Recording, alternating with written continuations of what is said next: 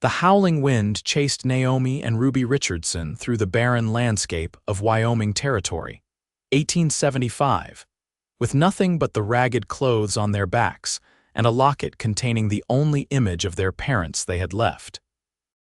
At 18, Naomi had become both mother and father to her 12-year-old sister Ruby after the influenza that swept through Kansas City claimed their parents just 3 weeks prior. The girls had been forced to abandon their modest home when the landlord, a man with wandering eyes and cruel intentions, made it clear that Naomi could work off their debt in ways that made her skin crawl. "Are we going to die out here, Naomi?" Ruby asked, her thin shoulders trembling as the early spring snow began to fall around them.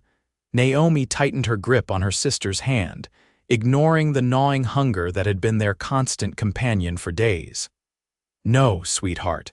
We're going to find shelter before nightfall, I promise." It was a promise she wasn't sure she could keep. They had been walking for 2 days since being thrown off the stagecoach when the driver discovered they had only paid for passage halfway to Sweetwater. Their meager belongings had been confiscated, leaving them with nothing but the clothes they wore and the precious locket. The setting sun cast long shadows across the rolling plains, and Naomi felt desperation clawing at her throat. The temperature was dropping rapidly, and Ruby's lips had taken on a bluish tint that terrified her. "Look," Ruby suddenly cried out, pointing to a thin plume of smoke rising in the distance. "Someone's there," hope surged through Naomi's exhausted body. "Come on, Ruby, just a little further." They stumbled toward the smoke, each step more difficult than the last.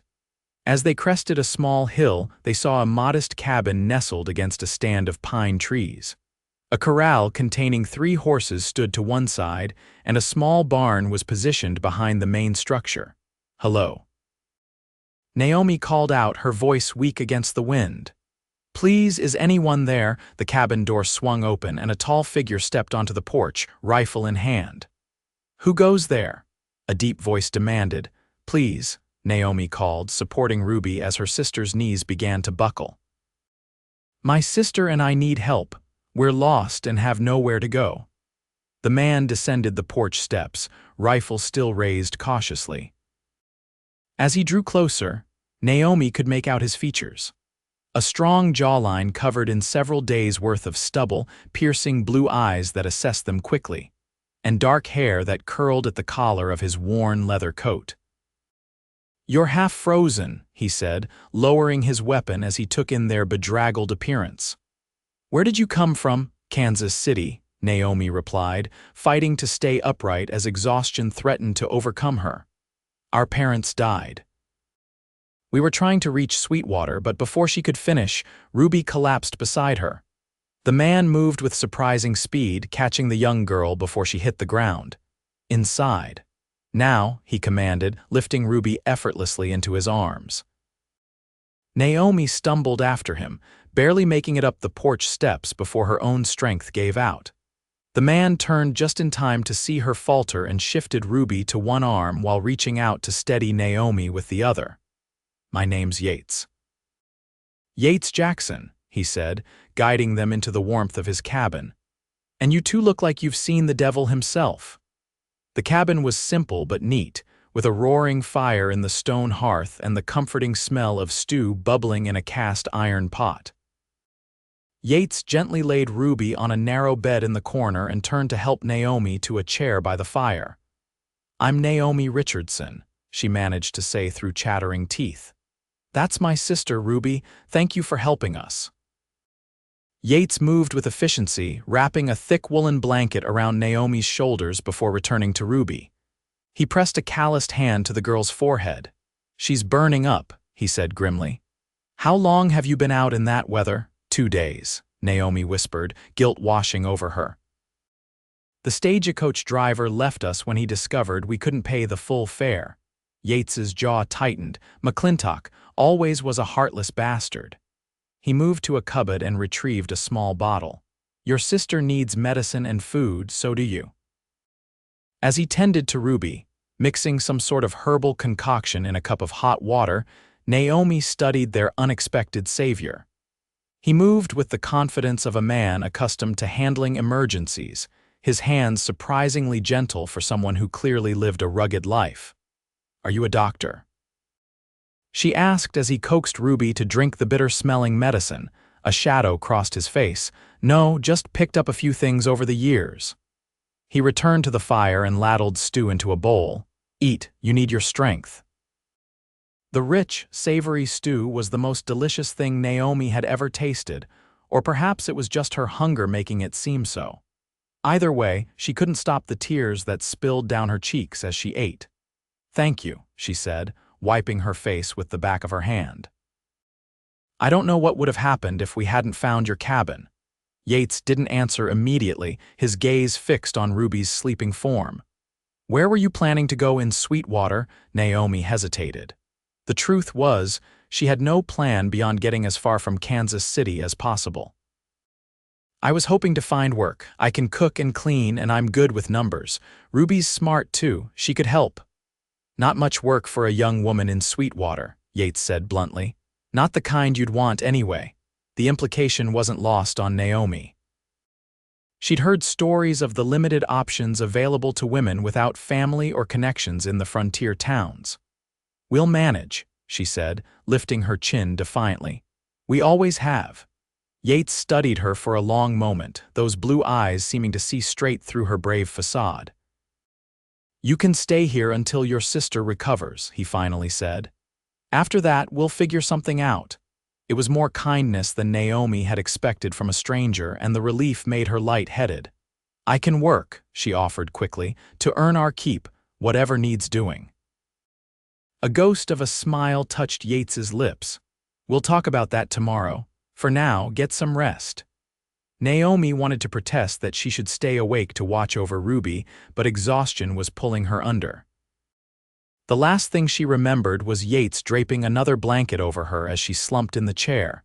She awoke to sunlight streaming through the cabin windows and the smell of coffee brewing. For a moment, disorientation gripped her, until the events of the previous day came rushing back. She sat up with a gasp, searching for Ruby. Her sister was still asleep on the bed, her breathing deep and even, her cheeks no longer deathly pale. "She's doing better," Yates said from the doorway, startling Naomi. He stood with an armful of firewood, his tall frame filling the entrance. Fever broke around midnight. Relief flooded through Naomi. "Thank you for taking care of her." Yates shrugged, moving to stack the wood beside the hearth. "Anyone would have done the same." "No," Naomi said quietly, thinking of the stagecoach driver who had abandoned them, the landlord who had leered at her, the passers-by in towns who had averted their eyes from two desperate girls. Not everyone would. Something flickered in Yates's expression, but he turned away before she could identify it. "Coffee's ready if you want some. There's bread and preserves on the table." As Naomi ate, she took stock of their surroundings in the daylight.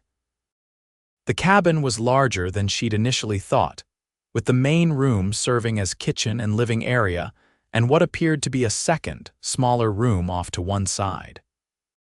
Yates's belongings were minimal but well-maintained, a rifle rack on the wall, books stacked neatly on a crude shelf, a saddle and tack hanging from pegs near the door. "Is this your ranch?" she asked, curious about the man who had saved them. Yates poured himself coffee and leaned against the doorframe as if reluctant to sit at his own table with her. "It's just a homestead, 20 acres, nothing fancy. I raise a few horses, do some hunting and trapping. You live here alone," his expression closed off. "Yes." Naomi sensed there was more to that story, but she didn't press.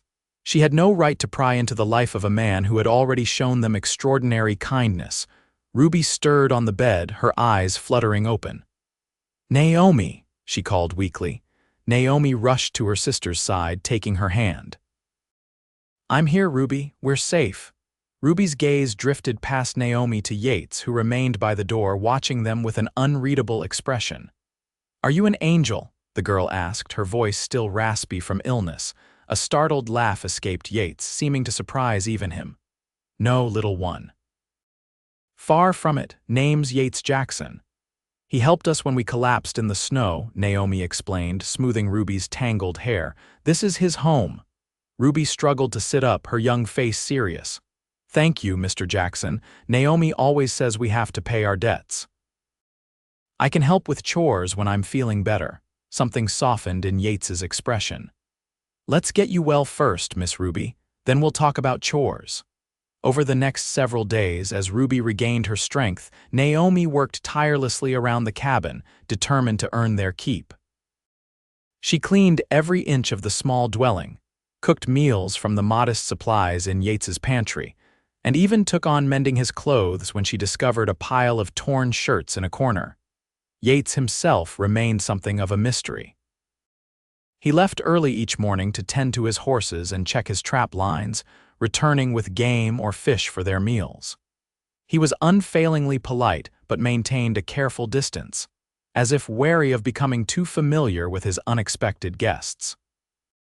It was Ruby who first began to break through his reserve. As she recovered, her natural curiosity and cheerful nature emerged.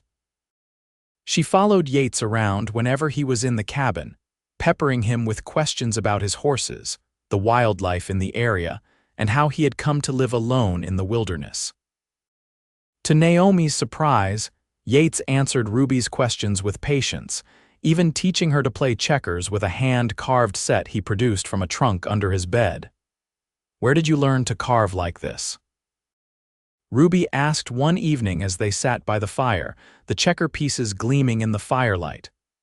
My father taught me, Yates replied, his voice taking on a softness Naomi hadn't heard before. He was a carpenter back east before he got the Western fever and moved us to Missouri. Is that where you're from, Missouri? Naomi asked, looking up from the shirt she was mending. Yates nodded, his eyes on the checkerboard as Ruby contemplated her move. Born and raised outside of Springfield, left after the war. The way he said the war told Naomi everything she needed to know. The Civil War had torn apart countless families and communities, leaving scars that might never heal. Our pa fought too, Ruby said, moving her checker piece with deliberate care. He didn't like to talk about it much, but Ma said it changed him. War changes everyone who sees it, Yates said quietly. Naomi studied him in the firelight, noting the fine lines around his eyes that suggested he was older than she'd first thought, perhaps 30 or so, and the way his hands, though steady, bore the scars of a difficult life. Is that why you came out here? She asked. To get away from those memories for a moment she thought she'd overstepped. Yates stared at the checkerboard, his expression shuddered. Then, to her surprise, he answered. Partly. Also came out with my brother to start fresh. We had plans to build a proper ranch, raise cattle. He moved his piece, capturing one of Ruby's. Your move, little one. What happened to your brother? Ruby asked with a child's directness. Yates's jaw tightened. Died 2 winters ago, pneumonia. I'm sorry, Naomi said softly, understanding now why he lived alone, why the cabin felt both well-tended and somehow incomplete, as if waiting for someone who would never return. Life happens, Yates said with a shrug that didn't quite hide the pain beneath. Same as with your parents, I expect. Ruby won the checkers game, her delight momentarily brightening the somber mood that had settled over the cabin. As Naomi tucked her sister into bed, Yates had insisted they continue to use the main bed while he slept on a pallet near the fire. She found herself watching their host as he cleaned his rifle by the hearth. There was something compelling about Yates Jackson, a quiet strength that made her feel safe for the first time since her parents had fallen ill. It was a dangerous feeling, she knew. They couldn't stay here forever, dependent on a stranger's charity. The next morning, Naomi approached Yates as he prepared to head out to his trap lines. Mr. Jackson, she began formally, I want to thank you for all you've done for us, but we can't impose on you much longer. Ruby's almost fully recovered now. Yates paused in checking his rifle, his expression unreadable. Where will you go? The question hung between them, highlighting the precariousness of their situation. Naomi lifted her chin. I was thinking we could try Sweetwater after all, or perhaps one of the other settlements nearby. I'm sure I can find work of some kind. Sweetwater's no place for two young women alone, Yates said flatly. Especially not ones with no connections or protection. We have no choice, Naomi countered, frustration creeping into her voice. I have to provide for Ruby, and we can't stay here indefinitely. Yates was silent for a long moment, his gaze fixed on something outside the window. When he finally spoke, his voice was carefully controlled. There's the widow Callahan's place about 5 miles east of here. She runs a small general store and post office. Mentioned last time I was there that she could use help with her arthritis getting worse. He turned to face Naomi directly. I could take you over there, see if she's still looking. Hope flared in Naomi's chest. That would be wonderful, Mr. Jackson, thank you. Yates, he said suddenly. Just Yates is fine. A smile tugged at Naomi's lips. Yates, then. Later that day, Yates hitched his wagon and helped Naomi and Ruby climb aboard for the journey to the widow Callahan's store. Ruby chattered excitedly, thrilled to be going somewhere new, while Naomi sat quietly, her thoughts in turmoil. Part of her was relieved to have a potential solution to their predicament. But another part she wasn't ready to examine too closely felt a strange reluctance to leave the cabin that had become a sanctuary. The widow Callahan turned out to be a stout, white-haired woman with shrewd eyes and a no-nonsense manner. She looked Naomi up and down as Yates explained their situation, her gaze missing nothing. Can you read and cipher? She asked Naomi directly. Yes, madam. My father was a schoolteacher before he took ill. He made sure we had a proper education. The older woman nodded approvingly. And the girl, will she be underfoot, or can she make herself useful? Ruby, who had been examining the store's contents with wide-eyed fascination, straightened her shoulders. I can dust and sweep and sort things. I'm very organized, Naomi says so. A brief smile crossed the widow's weathered face. I expect you are, she turned back to Naomi. I can offer room and board plus $2 a week. It's not much, but it's honest work. It was more than Naomi had dared hope for. Thank you, Mrs. Callahan. When would you like us to start? The widow glanced at Yates, who had remained silent throughout the negotiation. Can you bring them back tomorrow? I need to clear out the storeroom for them to sleep in. Yates nodded, his expression giving nothing away. We'll come by after breakfast. As they drove back to the cabin, Ruby's excitement filled the wagon with constant chatter about all the interesting things she'd seen in the store and how kind Mrs. Callahan seemed despite her gruff manner. Naomi, however, noticed Yates's unusual silence. Is something wrong? She asked quietly while Ruby was distracted by a hawk circling overhead. Yates kept his eyes on the trail. Nothing's wrong. It's a good arrangement. Widow Callahan's fair and she'll treat you right. Then why do you seem troubled? His hands tightened on the reins. Just thinking about how quiet the cabin will be again. The simple admission caught Naomi off guard. It was the first time he'd indicated that their presence had been anything other than an obligation. We've disrupted your life quite thoroughly these past 2 weeks, she said, trying to lighten the mood. You'll probably be glad to have your bed back. Yates glanced at her, a flicker of something unnamed in his blue eyes. It's not that, he said, then fell silent again. That night, as Ruby slept soundly, anticipating their new adventure, Naomi found herself unable to rest. She slipped outside onto the porch, wrapping a borrowed shawl around her shoulders against the spring chill. The night was clear, stars scattered like diamond dust across the vast Wyoming sky. In the distance, a coyote called, its mournful howl echoing across the empty landscape. The door opened behind her and Yates stepped out, carrying 2 steaming mugs. Thought you might want some tea, he said, offering one to her. Thank you. Their fingers brushed as she took the mug, sending an unexpected warmth through her that had nothing to do with the hot beverage. They stood in companionable silence for a while, gazing out at the night. I never properly thanked you, Naomi said finally, for everything you've done for us. You saved our lives. Yates shook his head slightly. You don't need to thank me. Anyone would have, don't say anyone would have done the same, Naomi interrupted. We both know that's not true. You took in two strangers, cared for a sick child, shared your food and home without asking for anything in return. She turned to face him directly. It matters, Yates. What you did matters.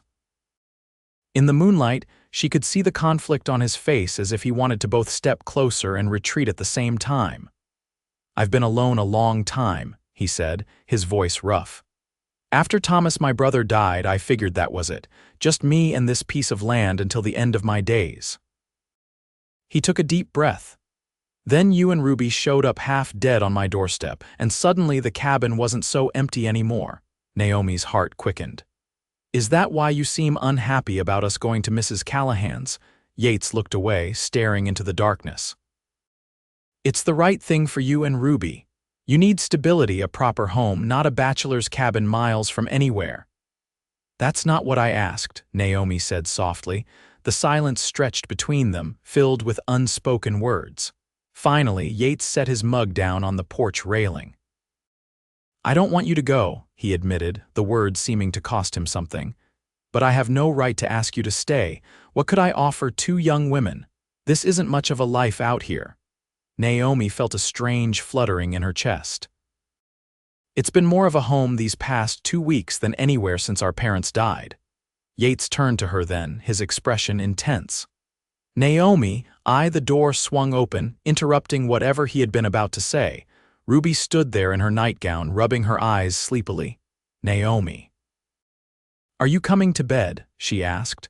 The moment broken, Naomi smiled at her sister. Yes, sweetheart. I'm coming now. As she guided Ruby back inside, Naomi glanced over her shoulder at Yates, who remained on the porch, his tall figure silhouetted against the star-filled sky. The next morning brought clear skies and the promise of a warm spring day. Naomi and Ruby packed their few belongings, mostly items Yates had given them, including clothes that had belonged to his brother's wife, a woman who had died in childbirth before Thomas himself had succumbed to pneumonia. The wagon ride to the widow Callahan's store was subdued, even Ruby's usual chatter muted as if she sensed the complex emotions swirling between the adults. Mrs. Callahan welcomed them efficiently, showing them to the small but clean storeroom she had converted into a bedroom. There were 2 narrow cots, a washstand, and a small chest for their belongings. It's not fancy, the widow said, but it's warm and dry. It's perfect, Naomi assured her. Thank you for this opportunity. While Ruby explored her new surroundings, Naomi walked Yates back to his wagon. The moment felt painfully final, though he was only a few miles away. Mrs. Callahan says the supply wagon comes through on Thursdays, Yates said, fiddling with the reins. I'll try to stop by when I can, see how you're settling in. Naomi nodded, fighting back unexpected tears. We'd like that. Yates looked as if he wanted to say more, but instead, he simply tipped his hat. Take care of yourself, Naomi Richardson, and that sister of yours. You too, Yates Jackson. She watched him drive away, the wagon growing smaller and smaller until it disappeared around a bend in the road. Only then did she allow a single tear to fall, quickly wiping it away before returning to the store and her new life. The days at the widow Callahan's fell into a steady rhythm. Naomi learned to manage the store, handling inventory and customers with growing confidence. Ruby, true to her word, proved helpful and organized, charming the locals with her bright spirit and quick mind. Mrs. Callahan, for all her gruff exterior, turned out to be a fair employer and something of a mentor to Naomi. She taught the young woman the intricacies of running a business on the frontier, from bartering with trappers to extending credit to trusted customers. You've got a good head for figures, the widow remarked one evening as they tallied the day's receipts. Better than mine these days, truth be told, Naomi smiled, warmed by the praise. My father always said mathematics was a language of its own. He made sure I was fluent in it. Smart man, your father, Mrs. Callahan lit her pipe, a habit that had scandalized some of the more proper ladies who occasionally passed through. Speaking of men, the Jackson fellow's been finding a lot of reasons to come by lately. Heat rushed to Naomi's cheeks. It was true Yates had visited at least once a week since they'd moved to the store, always with some excuse about needing supplies or checking if there was mail for him. "He's just being neighborly," Naomi said, not meeting the older woman's knowing gaze. Mrs. Callahan snorted. "That man hasn't been neighborly to anyone since his brother died. Used to go months without seeing him, and now he's here regular as clockwork." She blew a perfect smoke ring toward the ceiling. "Don't play the fool, girl. He comes to see you." Naomi couldn't deny the leap of happiness she felt whenever Yates's wagon appeared in the distance, or the way her heart quickened when he entered the store, his tall frame filling the doorway, his blue eyes seeking her out immediately. Their conversations remained mostly casual updates on Ruby's progress in school. Mrs. Callahan had arranged for her to attend the small schoolhouse in the settlement. News of Yates's horse breeding efforts, local gossip about new settlers or Indian movements further west. But sometimes, in quiet moments when Ruby and Mrs. Callahan were occupied elsewhere, something deeper passed between them, a shared glance that lingered, a brush of hands when passing goods across the counter that sent warmth spiraling through Naomi's body. One Thursday in late April, Yates arrived just as a spring thunderstorm broke overhead. He hurried into the store, rain dripping from his hat and coat, to find Naomi alone behind the counter. "Mrs. Callahan's at the Petersons," she explained as he shook water from his hat. "Their new baby arrived last night, and Ruby's at school." Yates nodded, suddenly seeming uncertain without the buffer of others around them. "I just came to see if that order of fence wire had arrived." "It hasn't," Naomi said, fighting a smile. They both knew he didn't really need fence wire. "But you're welcome to wait out the storm." Outside, lightning flashed, followed by a boom of thunder that rattled the store windows. Rain lashed against the glass, turning the world beyond into a gray blur. "Looks like I might have to," Yates said, removing his wet coat and hanging it on a peg by the door. An unexpected intimacy settled over the store as the storm raged outside, creating a cocoon of warmth and quiet inside. Naomi busied herself with inventory while Yates browsed the shelves, neither speaking much but acutely aware of the other's presence.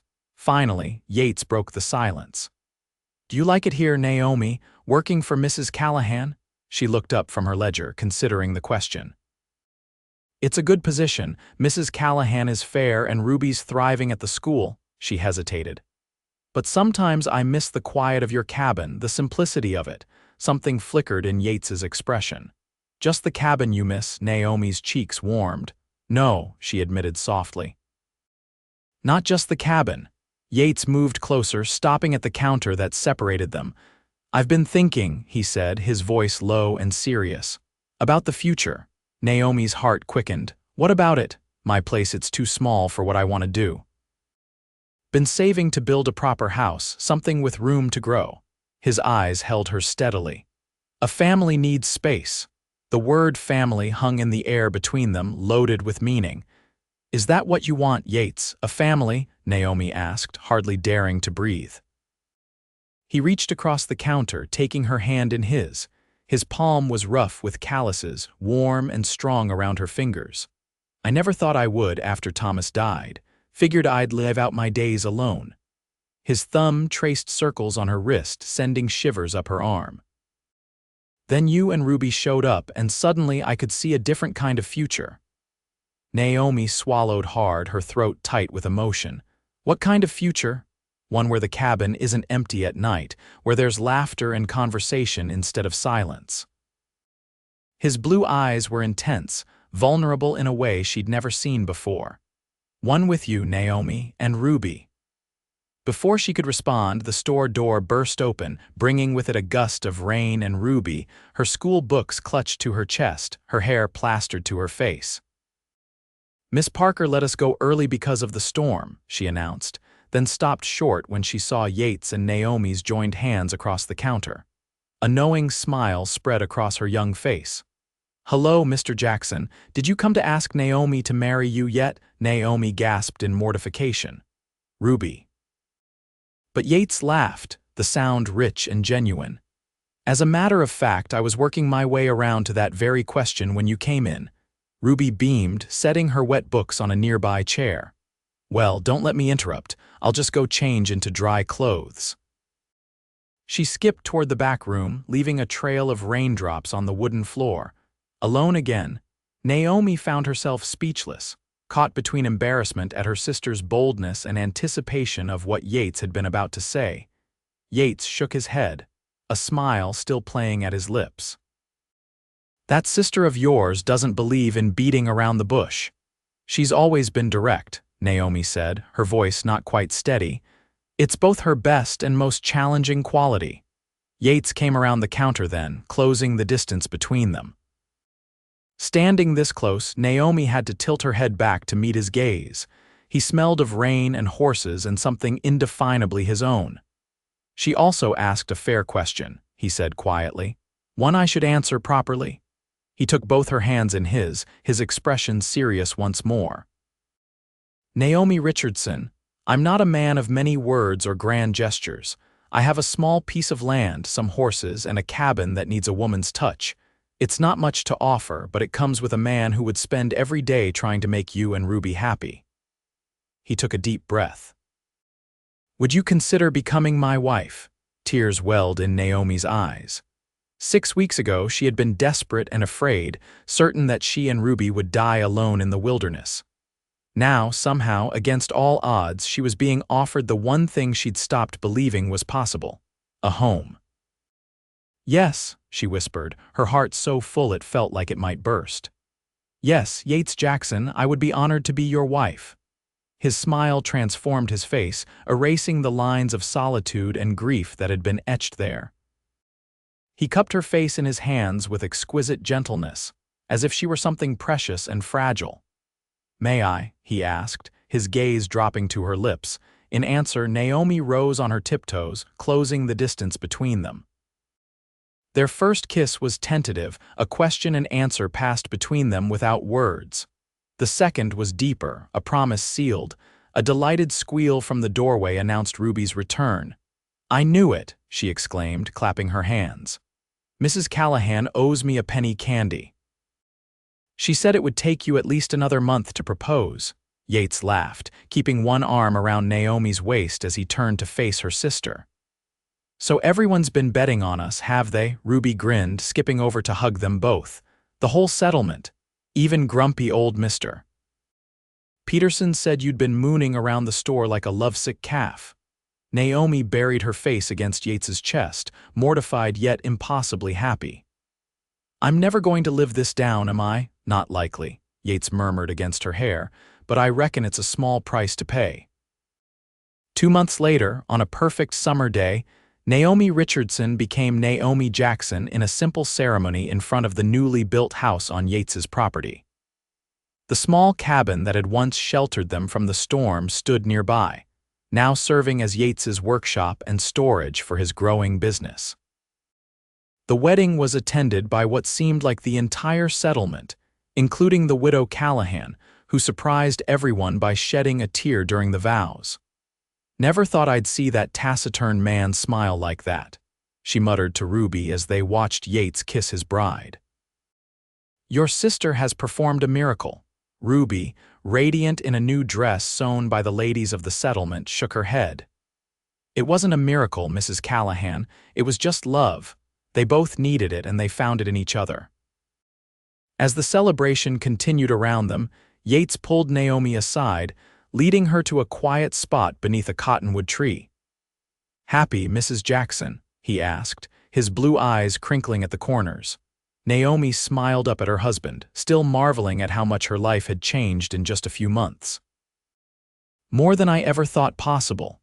Yates brushed a lock of hair from her face, his expression tender. Do you remember that night you and Ruby appeared on my doorstep? How could I forget? I was certain we were going to die in that snowstorm. I almost didn't answer when I heard your call, he admitted. After Thomas died, I'd gotten in the habit of avoiding visitors, almost convinced myself I preferred being alone. He shook his head slowly. If I had followed that instinct that night. Naomi pressed a finger to his lips. But you didn't. You opened your door and let us in.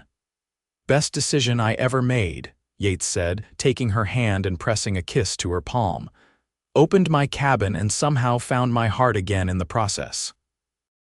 As they rejoined the celebration, Naomi watched Ruby laughing with the other children, saw the genuine happiness on Yates's face as he accepted congratulations from their neighbors, and felt a deep sense of peace settle over her. From orphaned and desperate to loved and secure, their journey had been difficult, but standing here now, surrounded by community and held safe in the love of a good man, Naomi knew they had finally found their way home.